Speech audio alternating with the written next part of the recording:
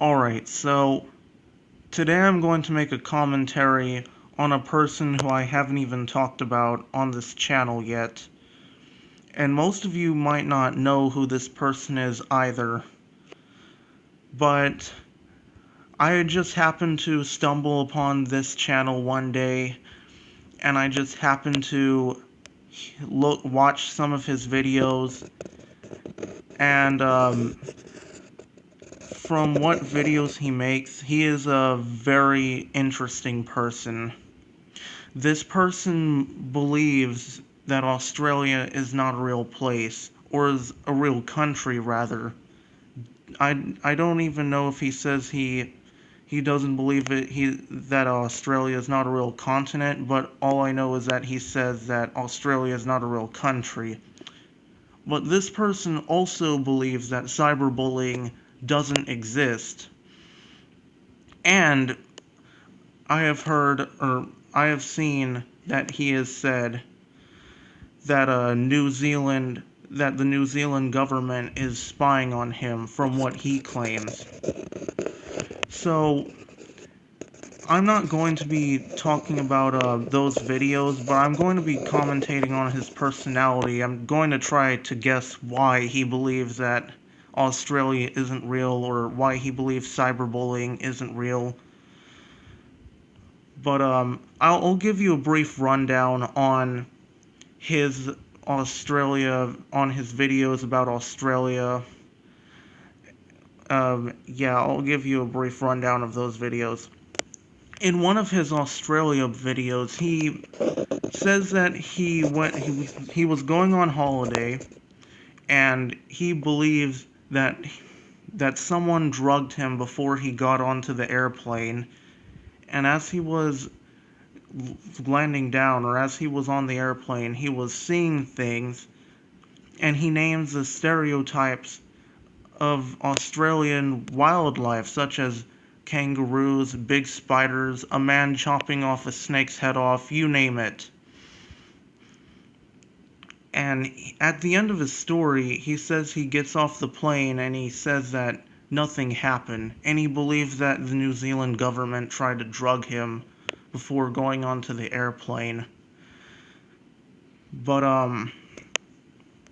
his other video was talking about how the Australian flu doesn't exist, by saying that the New Zealand government is injecting diseases into tourists and just trying to create a story that the Australian flu exists. And that's the video where he had a hunch that the New Zealand government was spying on him. So without further ado, I'm going to get into why.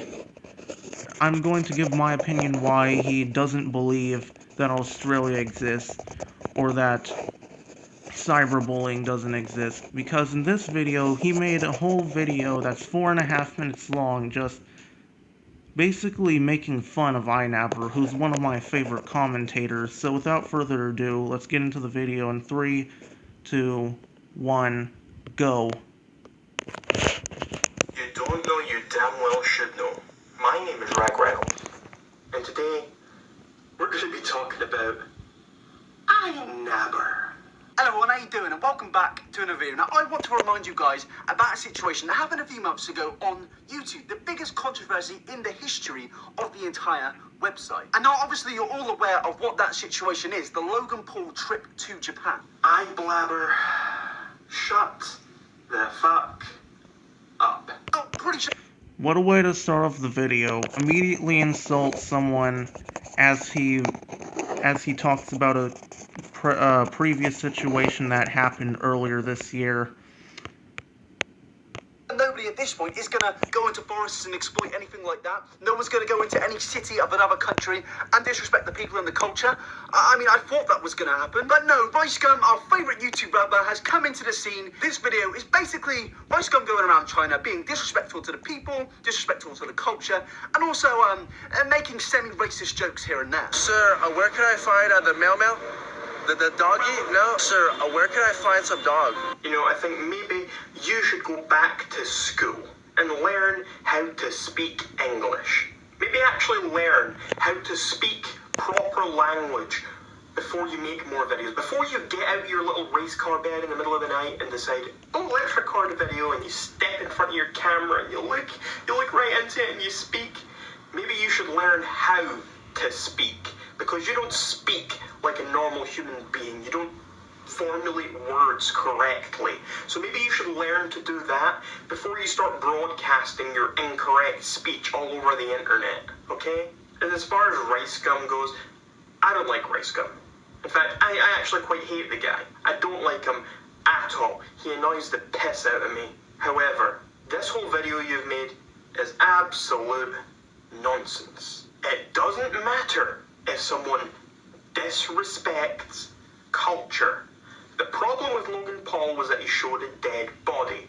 The problem was not that he was disrespecting Japanese culture. I don't care if he disrespects Japanese culture. I disrespect all culture all the time. I take the piss out of all things, all people, all cultures, and there is nothing wrong with that. Rice Gum is free to do as he pleases in that regard. In fact, some of the clips you show in this video I actually found quite amusing, as much as I dislike Rice Gum. Yes, some of the things he did in the video, such as approach people on the streets and things he said to them, some of the things are very much an asshole move. Doesn't make him a great person to do certain things. But I think the same with all sort of street pranks or social experiments, as people call them. No nice person does these things. Anyone who does these sort of things or puts people in these uncomfortable positions is an asshole. But it has absolutely nothing to do with disrespecting the culture. That isn't why he's an asshole. That isn't why he's a shit. Anyway, this has been very brief, but I think you get the message. Maybe I'll care more about you, more about your arguments, more about what you have to say, if you can first learn to speak properly. Because at the moment, you can't even speak properly. And if you can't speak properly, then you've no right to formulate any sort of argument. So please go do that, then formulate your arguments, and then continue. I mean, English 101. I mean, how can you put together sentences? I mean, you learn the alphabet, then you learn words, then you learn phrases, then you learn sentences and grammar, then you start to write in paragraphs, then you can formulate a whole essay or a whole argument. You've skipped one of the first steps, which is learning the alphabet and words. You've skipped that completely. You're no master of linguistics, okay? So please go fix that before you make any more videos talking into your stupid camera. Thank you. And until next time, you are all welcome, society.